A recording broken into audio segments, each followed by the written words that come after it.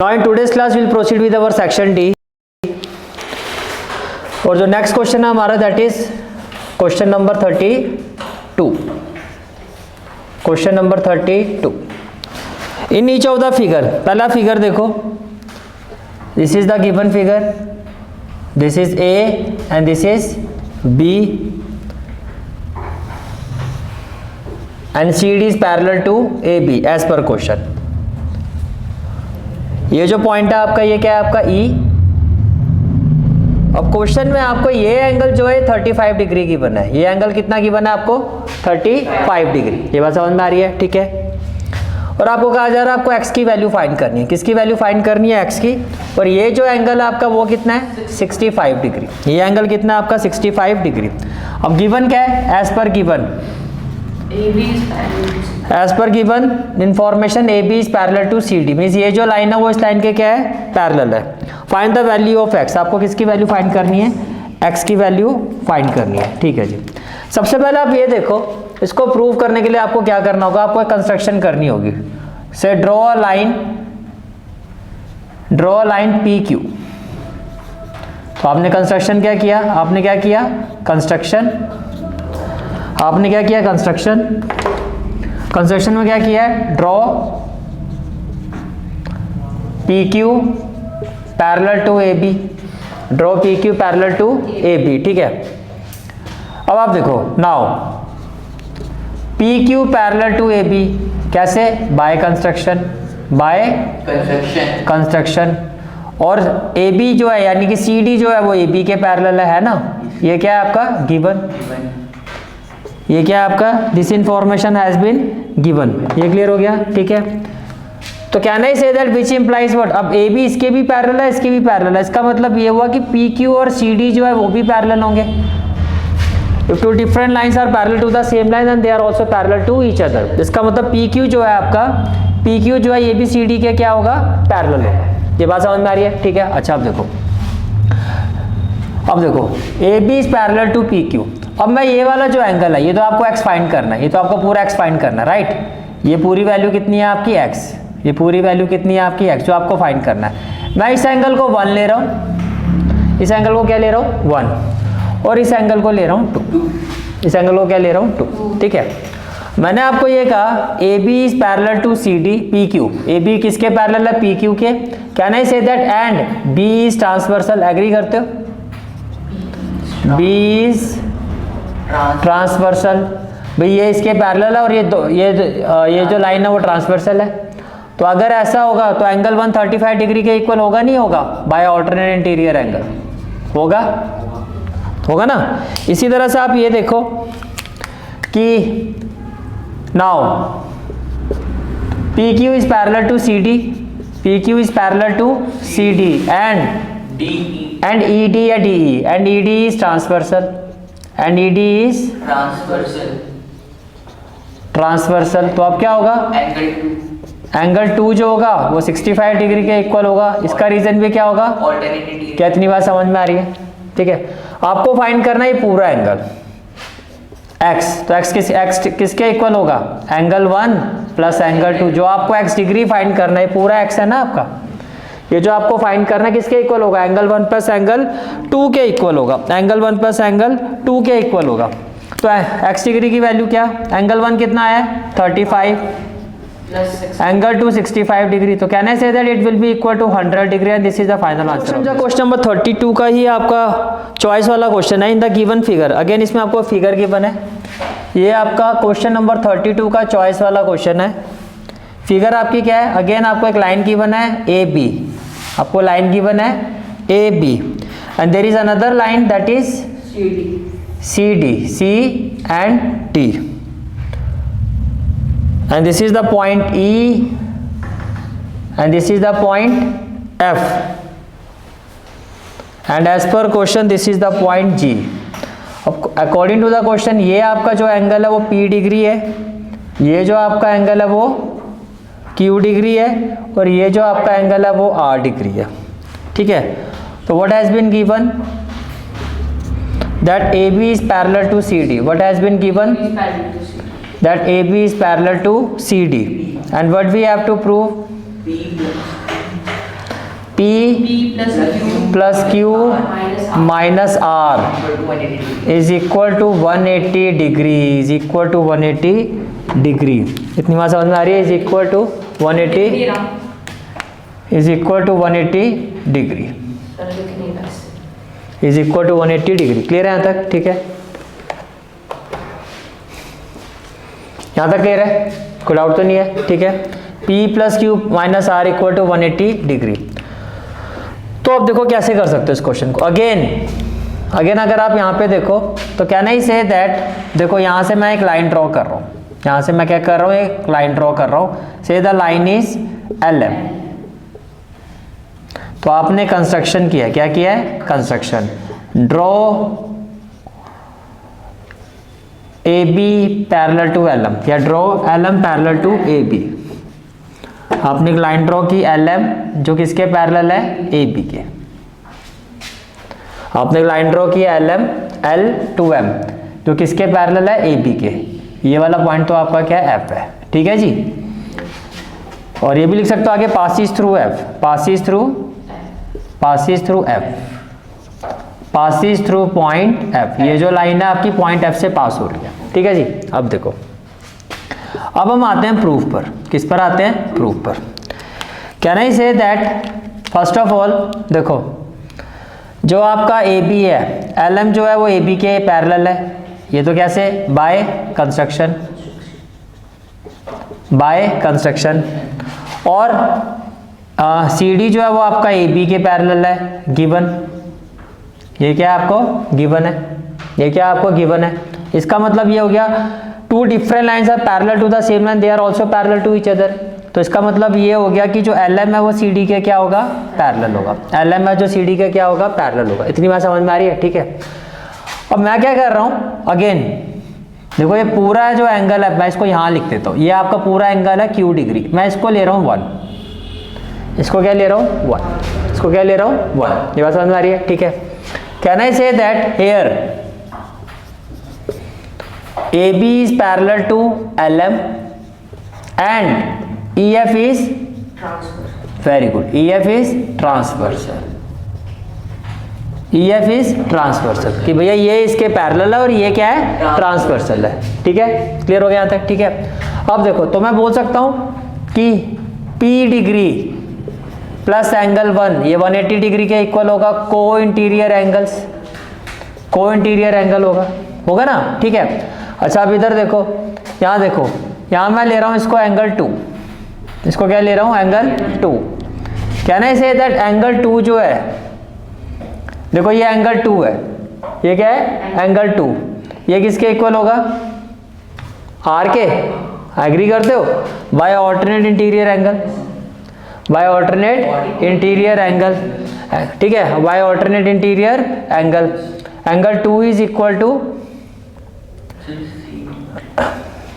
Angle 2 is equal to, ये आपका कितना, हमें प्रूफ क्या करना है? P plus Q minus R, P plus Q minus R equal to 180 degree. तो P प्लस 1 कितना आ गया आपका? 180 डिग्री। कितना आ गया आपका? 180 डिग्री। और एक काम करो, इसको एंगल 3 ले लो। इसको क्या ले लो? एंगल 3। ठीक है। नाउ क्या आप एग्री करते हो कि angle 3 plus R degree equal to 180 होगा? एंगल 3 प्लस R ये पूरा 180 होगा। क्यों होगा? Linear pair. क्यों होगा? Linear pair. तो एंगल 3 की वैल्यू क्या हो जाएगी? 180 माइनस R, या फिर इसको अभी ऐसे ही रहने दो। ये हो गया आपका लीनियर पेयर। ये एग्री करते हो? ठीक है।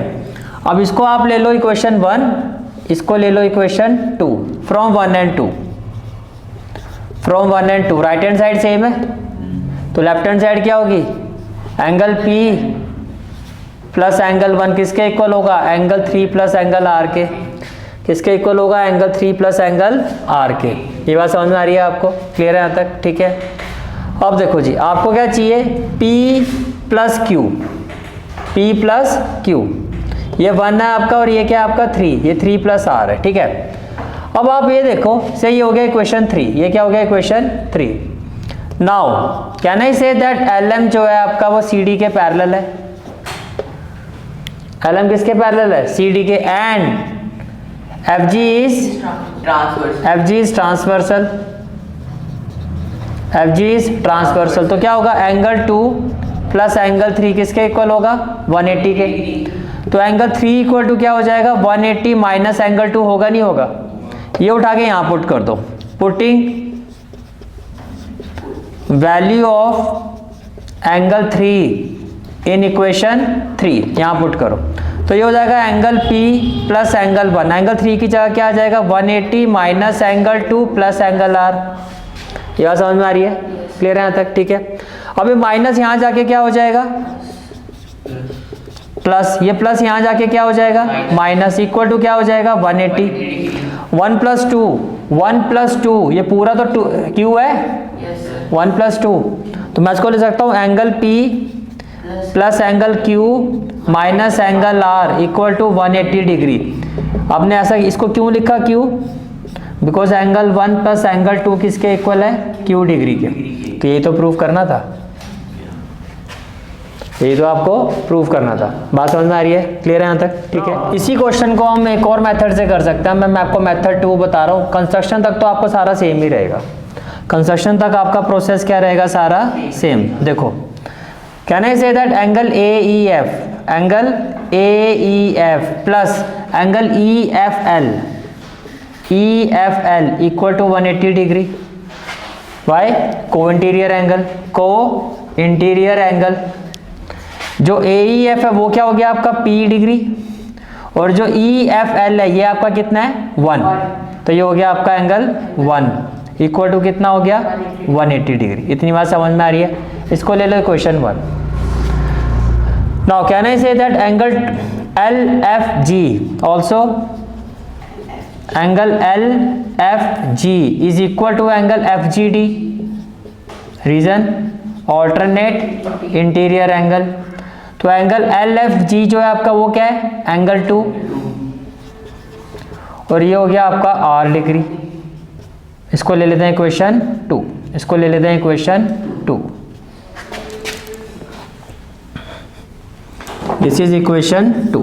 ये बात समझ में आ रही है, ठीक है। अब देखो, can I say that angle LFG, क्या नहीं, angle EFL। Now angle EFL equal to, EFL को मैं लिख सकता हूं, देखो ये जो पूरा एंगल है ये वाला, इस पूरे एंगल में से इक्वल टू एंगल EFG में से मैं माइनस कर दूं LFG, तो इसी के तो इक्वल होगा। अगर आप इस पूरे एंगल में से ये 2 हटा दो तो बनी तो बचा, तो मानते हो इसके इक्वल होगा, मानते हो, ठीक है। तो इसका मतलब ये हो गया EFG, ये पूरा एंगल तो कितना है, Q, तो इसकी जगह तो आ गया Q। और LFG कितना है आपका, एंगल 2, और एंगल 2 किसके इक्वल है, Q minus R by equation 2। By equation 2 किसके इक्वल है, R के इक्वल है। यहां तक कोई भी डाउट है तो पूछ सकते हो, क्लियर है यहाँ तक, ठीक है। अब देखो ये EFL आ गया, ये क्या आ गया, EFL। अब जो EFL है, EFL ये है क्या, एंगल 1, तो इसका मतलब एंगल 1 की वैल्यू क्या आ गई, Q डिग्री माइनस R। अब ये जो एंगल 1 की वैल्यू आई है इसको 1 में पुट कर दो। Putting value of angle 1 in equation 1, तो क्या हो जाएगा, P डिग्री, 1 की जगह क्या आ जाएगा, Q degree minus R degree equal to 180 degree, hence proof. ये दूसरा मेथड है। अब जो इसी लगे वो आप देख लेना, पॉसिबिलिटी में जो मेथड से मैंने आपको दोनों बता दिया, क्लियर है, ठीक है। Question is question number 33। A cloth having an area of 165 metre square is shaped into the form of a conical tent। Conical tent तो कुछ इस तरह की शेप में होगा। अब इसका एरिया आपको गिवन है, क्या गिवन है, एरिया। एज पर क्वेश्चन इसका एरिया जो गिवन है वो कितना है, 165 मीटर स्क्वायर। ये टेंट है। अब एक बात बताओ, टेंट है तो सारा का सारा कपड़ा यहीं तो यूज हुआ होगा, ये तो खाली होता है, कर्व्ड सरफेस एरिया, क्योंकि नीचे वाला तो ओपन है सारा। तो इसका मतलब ये जो एरिया है वो क्या है, curved surface area of cone है। पहले इतनी बात समझ में आ रही है। ये आपको गिवन है 165 मीटर स्क्वायर। फिर कहा जा रहा है is shaped into the form of A conical tent of radius. इसका रेडियस कितना है? 5। रेडियस है 5 मीटर। 5 मीटर है सेंटीमीटर मीटर, तो यहाँ पे रेडियस गिवन है आपको 5 मीटर। ठीक है जी। फर्स्ट पार्ट में कहा जा रहा है how many students can sit in the tent if a student on an average occupies 5.7 metre square on the ground. देखो जी, टेंट में जो टेंट का ये है ना पूरा एरिया, अब जो भी मान लो ये एक बच्चा है और ये बच्चा जो है कितना एरिया ऑक्यूपाई करता है? 5/7 मीटर स्क्वायर एरिया ऑक्यूपाई करता है एज पर क्वेश्चन, कि area occupy by one student, area occupy by one student, area occupy by one student कितना एरिया ऑक्यूपाई करता है? 5/7 मीटर स्क्वायर। 5/7 metre square. तो आपको कहा जा रहा है ये जो है इसी के नीचे देखो, ये पूरा सर्कल है मान लो, इसके नीचे तो हम सारे, तो हम जो बैठेंगे जितने जो भी बैठेगा वो इसी सर्कल के नीचे ही बैठेगा ना, इसके अंडर तो यही आएगा ना जितने सर्कल का एरिया है। तो आपसे पूछा कितने स्टूडेंट जो है वो इसके नीचे बैठ सकते हैं। देखो how many students can sit in the tent if a student on an average occupy 5/7 metre square on the ground. यानी कि अगर एक बच्चा on an average 5/7 metre square area occupy करता है तो इतने एरिया के नीचे कितने बच्चे बैठ पाएंगे। तो देखो number of student can sit under conical tent, वो किसके इक्वल होगा?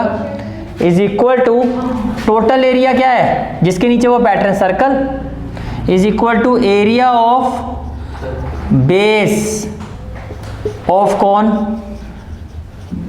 Upon area occupy by one student, upon area occupy by one student. भैया जितना टोटल एरिया वो निकाल दो और एक बच्चा जितना एरिया ऑक्यूपाई कर रहा है उससे डिवाइड कर दो, तो पता लग जाएगा कितने बच्चे आएंगे। क्या इतनी बात समझ में आ रही है? ठीक है। अब बेस का मतलब हो गया एरिया ऑफ सर्कल, तो ये हो गया πr², और area occupy by one student कितना हो गया? 5/7। एग्री करते हो?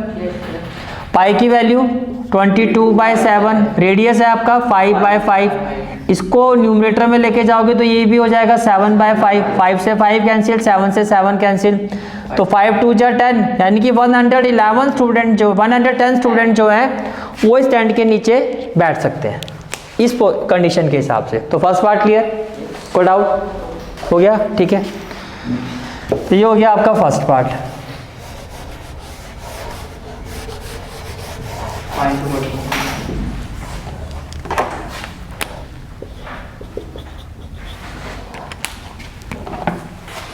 अब सेकंड पार्ट में क्या जा रहा है? Find the volume of cone. Find the volume of cone, find the volume of cone. अब देखो, अब वॉल्यूम ऑफ कोन जो होता है, वॉल्यूम ऑफ कोन क्या होता है जी? Very good, 1/3 πr²h। आर तो है लेकिन आपको एच निकालना होगा, और एच से पहले क्या निकालना होगा? स्लांट हाइट, एटलीस्ट 2 होगा तभी तो तीसरी वैल्यू आएगी। अब यहाँ आ जाओ equation 1, from equation 1 curved surface area of cone कितना है? 165।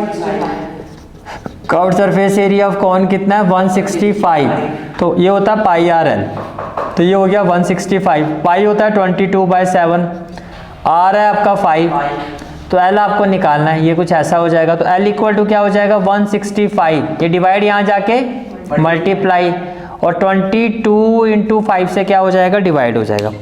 22 × 5 से क्या हो जाएगा? डिवाइड हो जाएगा। यहाँ तक कोई डाउट है तो बताओ? क्लियर है यहाँ तक? ठीक है। अब देखो जी, 5 3 जा 15 और 5 3 जा 15, ये क्लियर हो गया? ठीक है, यहाँ तक क्लियर हो गया? ठीक है। उसके बाद 11 2 जा 22, 11 3 जा 33। तो बेसिकली अगर मैं एल की वैल्यू पूछूं तो आप कहोगे 7 3 जा 21/2 आ रही है, जो आपका हो गया 10.5 मीटर। कितना हो गया? 10.5 मीटर। ये बात समझ में आ रही है? ठीक है, तो आपका ये एल आ गया। नाउ आपको पता है L² इक्वल टू क्या होता है? R² plus H²। तो H² इक्वल टू क्या होगा? L² minus R²। तो H इक्वल टू क्या हो जाएगा? Square root of L² minus R², यही होगा आपका। ठीक है जी। तो H इक्वल टू क्या हो जाएगा? H equal to square root of, H equal to क्या हो जाएगा? Square root of L²। L कितना है 10.5, तो ये हो जाएगा 10.5 स्क्वायर माइनस आर, ये हो जाएगा 5 स्क्वायर, कितना हो जाएगा 5 स्क्वायर। तो कोई बताएगा 105 जल्दी करना, अरे कैलकुलेटर कर लो यार। 105 का स्क्वायर नहीं करूँ क्या? तो 10.5 का स्क्वायर यानी कि 105 इंटू 105, 5 5 जा 25, 5 0 जा 2 और 5 1 जा 5, 0 0 0 और ये हो गया 5 0 1, 5 2 10 11025, 11025। तो 11025 डेसिमल यहाँ पे भी है डेसिमल, तो डेसिमल 2 डिजिट से पहले आ जाएगा और माइनस में 5 का स्क्वायर क्या हो गया 25। अब 110.25 को 20 से मैं इसमें से 25 माइनस कर, तो 5 to 85.25, तो ये आ गया आपका 85.25। अब 85.25 का हमें क्या निकालना है स्क्वायर रूट, तो लॉन्ग डिवीजन मेथड से ये पेयर बन गया, ये भी आपका क्या बन गया पेयर, तो ये पेयर बन गया तो क्या हो जाएगा 9 9 जा 81, 5 - 1 4, ये डेसिमल आ जाएगा, पूरा पेयर नीचे आ जाएगा 25, 9 का डबल करोगे तो क्या होगा 18, क्या होगा 18। अब ये आई थिंक 3 पर तो नहीं जाएगा, 3 3 जा 9, 8 3 जा 24, यस ये 2 पर जाएगा, 2 2 जा 4, 8 2 जा 16, 2 1 जा 2 और 1 3, तो 9.2364, तो अप्रोक्सीमेट मान के चलो ये आएगा आपका 9.2 मीटर अप्रोक्स। कोई डाउट है तो बताओ। तो आपका क्या आ गया ये एच आ गया, ये आपका क्या आ गया एच आ गया। क्लियर है यहाँ तक? ठीक है। अब आपको क्या निकालना है वॉल्यूम।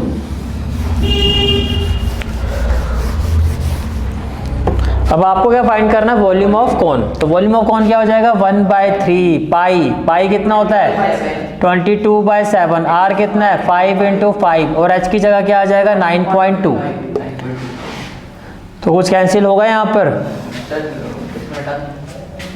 नहीं हो रहा ना, डेसिमल हटा दो तो यहाँ पे क्या आ जाएगा 10, 5 2 जा 10 कर दो, 2 4 जा 8, 1 2 2 6 जा 12, यही होगा और तो कुछ नहीं होगा।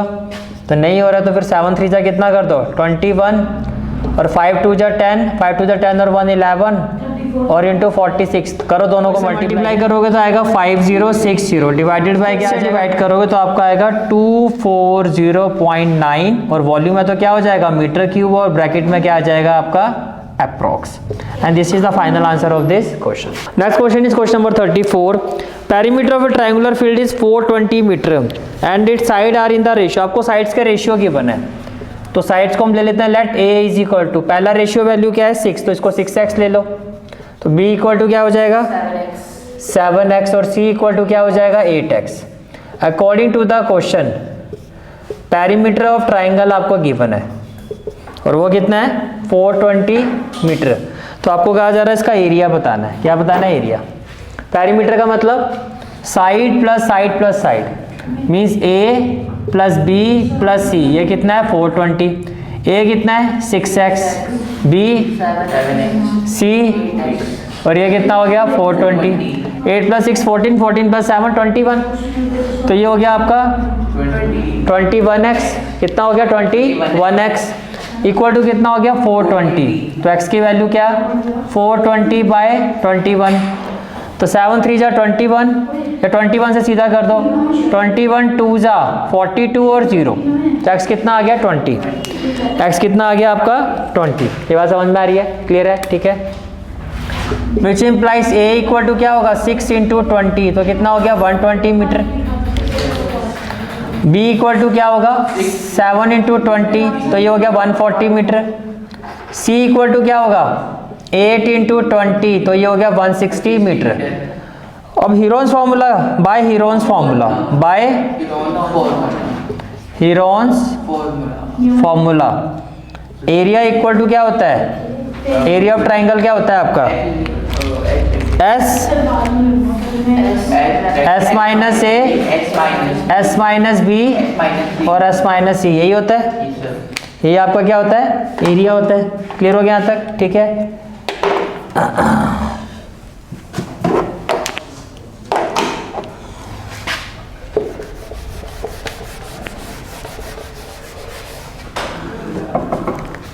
तो तो फर्स्ट ऑफ ऑल एस की वैल्यू क्या होगी, a plus b plus c by 2। तो एस क्या हो जाएगा 120 प्लस 140 प्लस 160 डिवाइडेड बाय 2।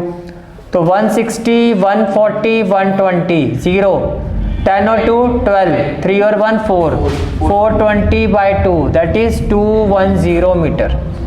कितना आ गया 210 मीटर। तो अब देखो now area is equal to root s, तो ये हो गया 210, फिर s माइनस ए, तो 210 माइनस ए कितना हो जाएगा 120, s माइनस बी 210 माइनस 140 और s माइनस सी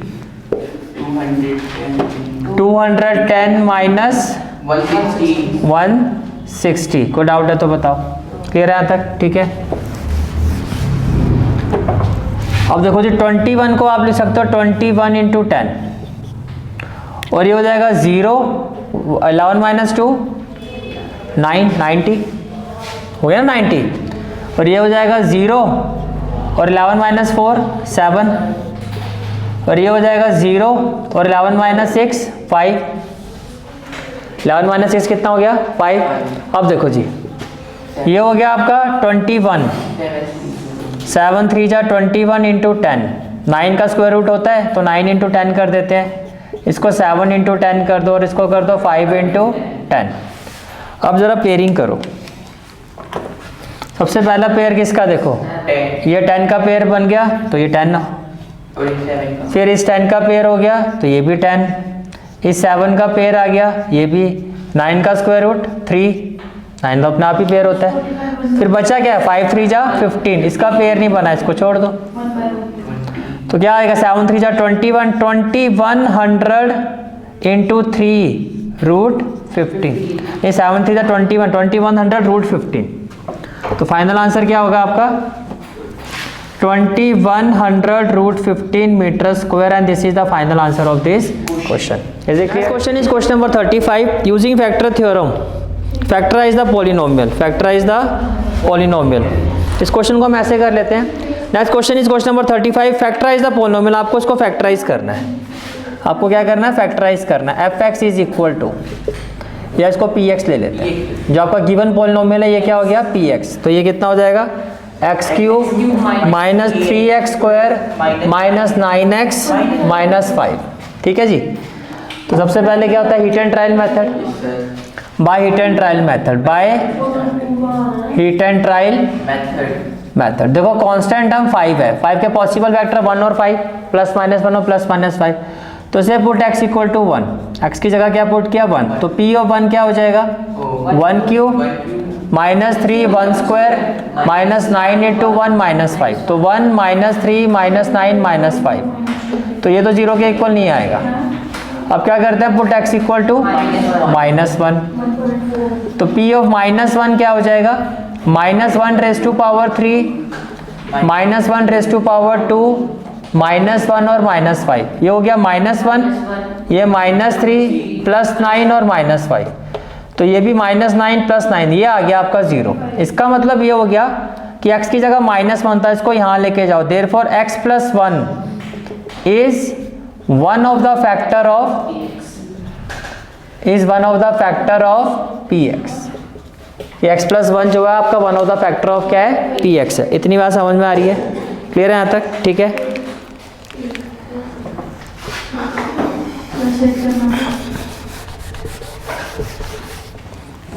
अब आपका एक फैक्टर क्या आ गया x प्लस 1, तो रिमेनिंग फैक्टर के लिए हम क्या करेंगे x प्लस 1 से डिवाइड करेंगे इस पॉलिनोमियल को, क्योंकि इसका फैक्टर तो पूरा इसको डिवाइड करेगा।